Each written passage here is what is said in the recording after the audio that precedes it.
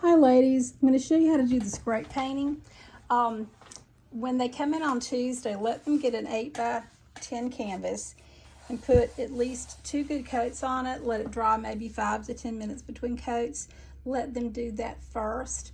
And meanwhile, they can paint their ornaments while this dries for the most part. If you need to let it sit outside in the courtyard, they can let it will dry faster, and then they can do this second part of this during maybe the last 10 minutes of the class, because it doesn't take very long. So I have this prepared 8x10 canvas, and I have these slats. Now typically I use like a shower squeegee, but these work fine. I've got the longer ones, and then I have some shorter ones that I've popped in half, and then I have some really short cards. So you do different techniques, but typically what you do is you take these kind of acrylic paints, and that's basically all we have, and you make dots of paint in different amounts in different places. You can layer the paints on top of each other, or you can put them side by side, and then once you've got enough paint that you are satisfied with, then you start at the very top and you scrape down. And the difference that you get with the shapes and the colors depends on what kind of pressure you put on it and how you move it. So sometimes you can just go straight down, which gives you one technique. You can go straight down, you can angle off, you can wiggle, you can go, and then you can do a circle form. You get, depending on what you want to do with it, you get different techniques. But I'm just going to show you for right now how to put the dots and how to do a straight down technique. So you put a drip, and sometimes it doesn't matter if it's not a complete dot. Oops, cat, get out, get down. He wanted to participate. That would not be good. Okay. That would have been a mess. I would have had paint all over my floor. That would not be the first time, but that's not a good thing.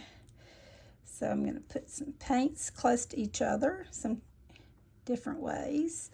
I'm going to put some small dots, and then I'm going to put a few in the bottom.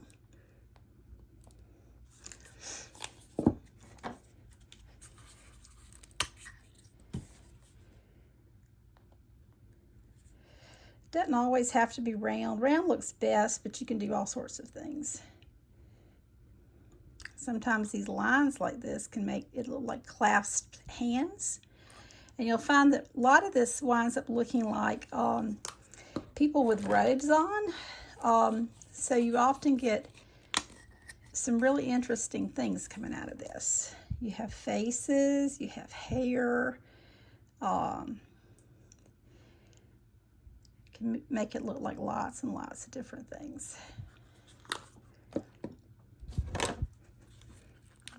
My gold may be a little bit dried up, but we'll see. Maybe I can, yeah, I got a little bit in there.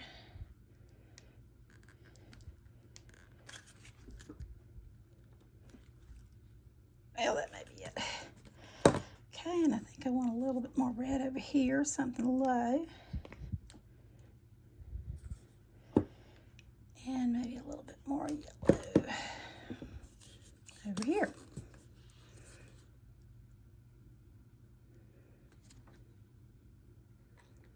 Okay. All right. So I'm gonna choose to do one of these longer ones because my canvas is long. So this is a little bit messy. So make sure the kids who don't like to get their hands dirty have gloves on, and make sure there's something at the bottom of this because all the paint has to go somewhere. So you start at the top, you keep a steady pressure, and okay, and then you scrape it. I may have to put something in here to hold this canvas. Okay, all right, so a steady pressure, and you just scrape it down.